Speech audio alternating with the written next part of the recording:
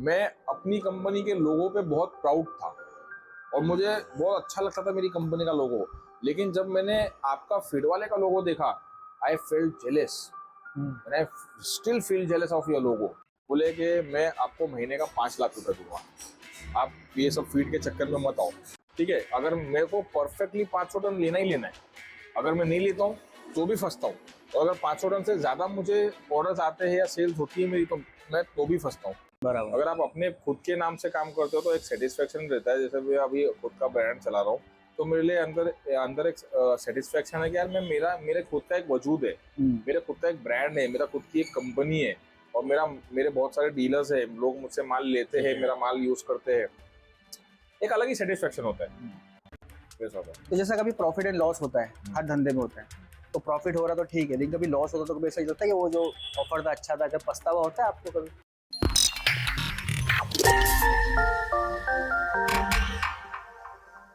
मैं एक्चुअली मैं बड़ी बड़ी कंपनी से कांटेक्ट कर रहा था।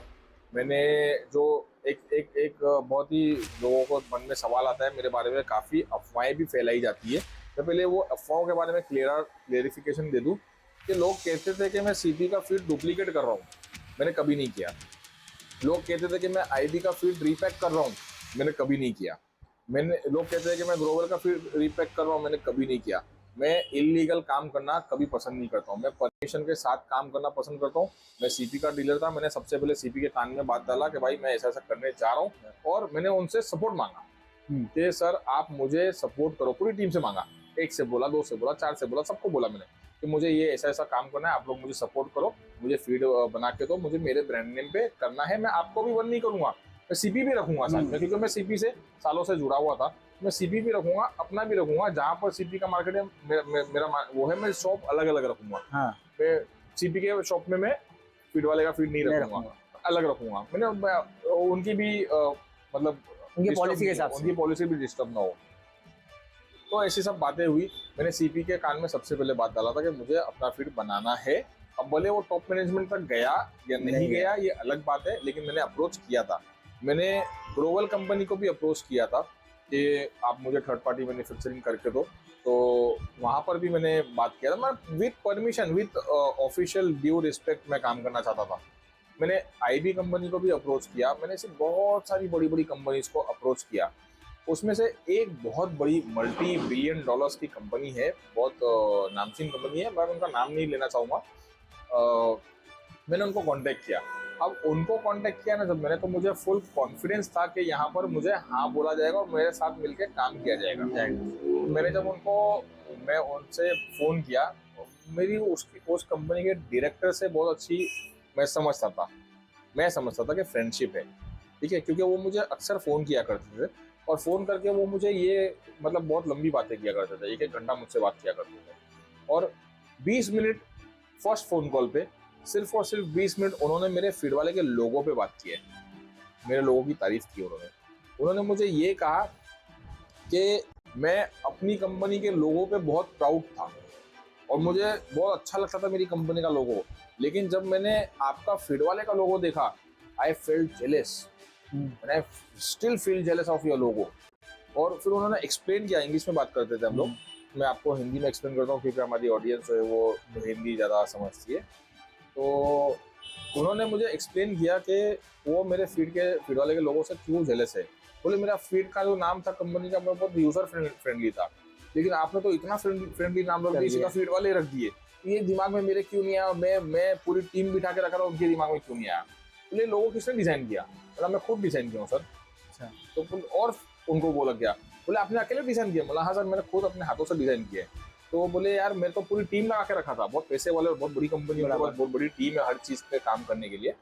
तो उन्होंने बोला कि यार मैं तो पूरी बड़ी टीम लगा के रखा था, मेरी टीम ऐसा लोगों क्यों नहीं डिजाइन कर सकी। और मैं ये बात किसी ने नोटिस नहीं किया, शायद आपने भी नोटिस नहीं किया होगा, किसी ने नोटिस नहीं किया। जो बात उन्होंने नोटिस किया, उन्होंने मुझे ये बोला कि यार मैं आधा 1 घंटा आपका लोगो देखता रहा, और मैंने ये देखा कि आपकी जो मछली है वो मछली अपवर्ड्स डायरेक्शन में जा रही है, और ये कोई नोटिस नहीं करता क्योंकि बहुत ही स्लाइटली अपवर्ड्स रखा है मैंने उसको। मैंने बोला हाँ सर, मैं चाहता था कि मेरी जो फिश है वो ऊपर की डायरेक्शन में जाए, इसलिए मैंने थोड़ा सा उसको ऊपर की अपवर्ड्स डायरेक्शन में रखा है। तो उन्होंने सिर्फ ये बात नोटिस किया, आज तक किसी ने नोटिस नहीं किया। तो वो मेरे लोगों पे 20 मिनट बात किए और मेरे साथ में बहुत फ्रेंडली हो गए। और फिर उन्होंने मुझे ऑफर किया कि आप मेरे साथ में मिलके काम करो। पहले की बात है जब मैं फीड वाले का फीड लॉन्च नहीं कर रहा था, उसके पहले की बात बता रहा हूँ मैं आपको। बहुत अच्छे से बातचीत होती थी, कभी कभी फ़ोन वो करते थे, कभी कभी फ़ोन मैं करता था, और काफ़ी टाइम तक बात चलती थी हमारी फ़ोन के ऊपर। तो मुझे लगता था कि वो मेरे फ्रेंड है। अब लगता था, मैं वो क्यों बता रहा हूँ आपको, आगे बताता हूँ। तो मैंने उनसे बात किया कि भाई, मैंने उनको कॉल किया कि सर मुझे मेरे खुद के ब्रांड नेम पे फीड चाहिए मुझे, लेकिन मेरे पास प्लांट नहीं है। अब आपके प्लांट में मुझे फीड बना के दोगे क्या, थर्ड पार्टी मैन्युफैक्चरिंग करके दोगे क्या? तो उन्होंने बोला हाँ ठीक है दूंगा। अब मुझे एक उम्मीद थी, उनसे सबसे ज़्यादा उम्मीद थी मुझे, और वो उन्होंने बोला हाँ ठीक है दूंगा। तो मैंने बोला ठीक है सर, मीटिंग करते और आगे की बात को करते। तो उन्होंने बोले आ जाओ फैक्ट्री में, आ जाओ प्लांट पे आ जाओ।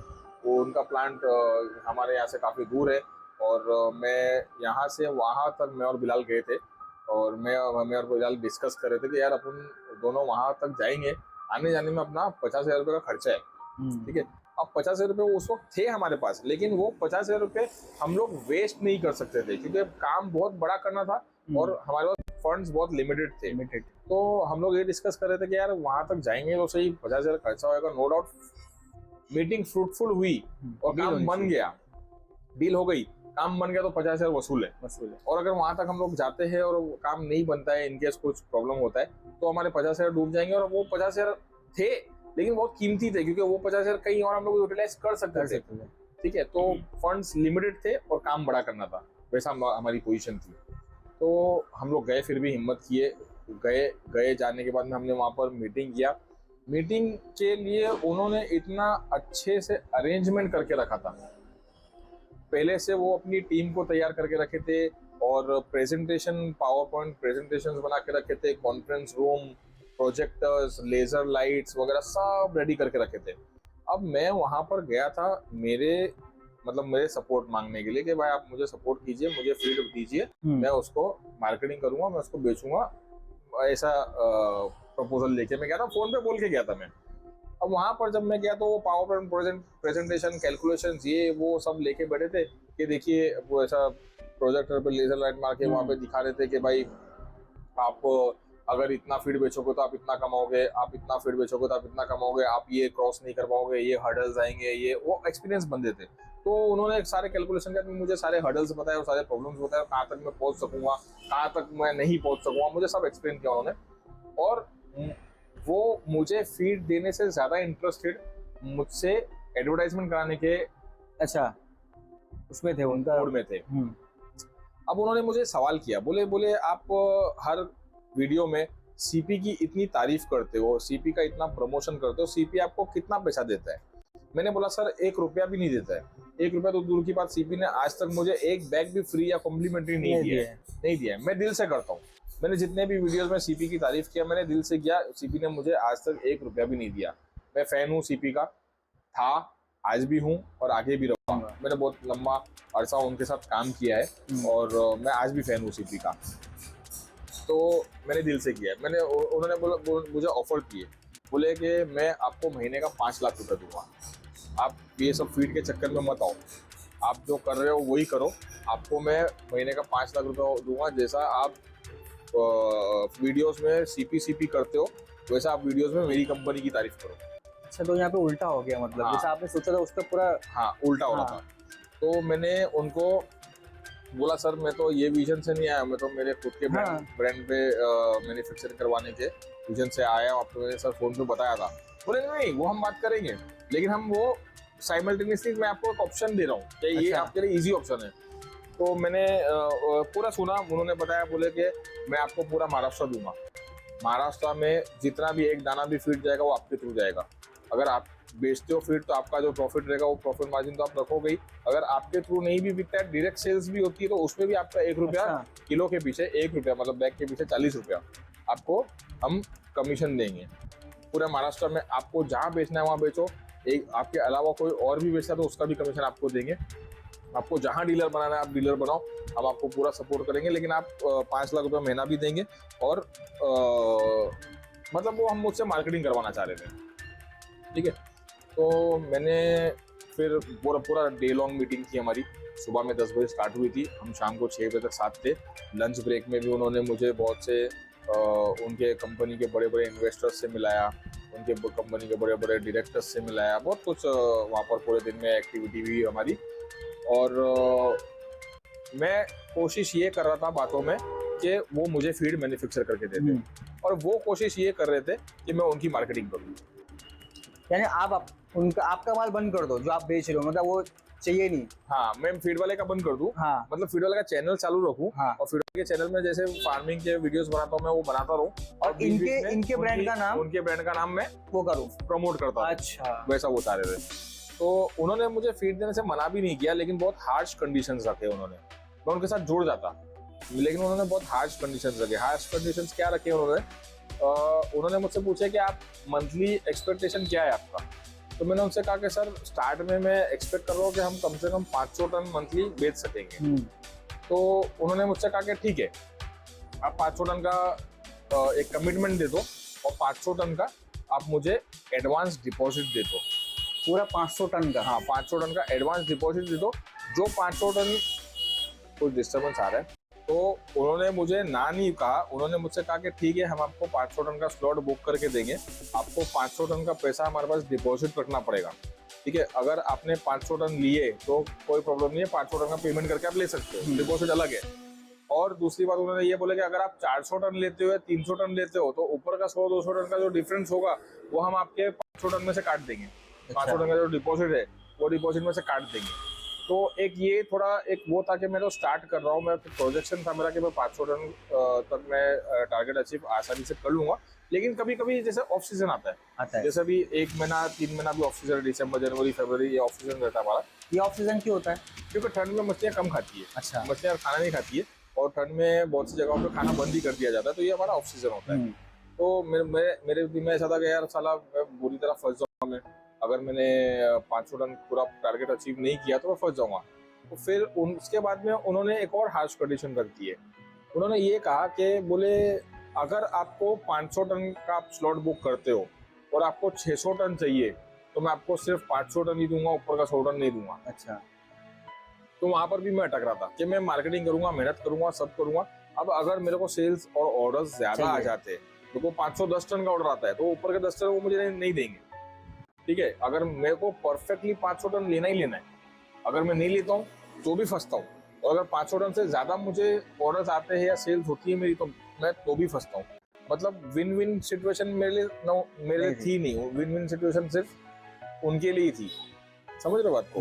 कि हर जगह तरफ से उनका ही फायदा। उनका मतलब यही था कि वो ये कंडीशन, मतलब आप माल लो ही मत। ये वो जो आपका पहला ऑप्शन जो आपका 5 लाख का था, वो उनके चक्कर में थे। वो बस ऐसा हो रहा था ना कि घुमा घुमा के मैं अपने फीड के टॉपिक पे आता था, घुमा घुमा के वो अपनी मार्केटिंग के ट्रैक पे आते थे। मैं ट्रैक पकड़ रहा हूँ फीड का अपने ब्रांड पे, वो ट्रैक पकड़ रहे बार बार। वो अब वो मेरे लिए सिचुएशंस मना नहीं कर रहे, लेकिन मेरे सिचुएशंस डिफिकल्ट करते जा रहे हैं, हार्ड रख रहे हैं। फिर मैंने फाइनली उनसे कहा, मैं बोला सर एक 5 मिनट का मुझे ब्रेक चाहिए।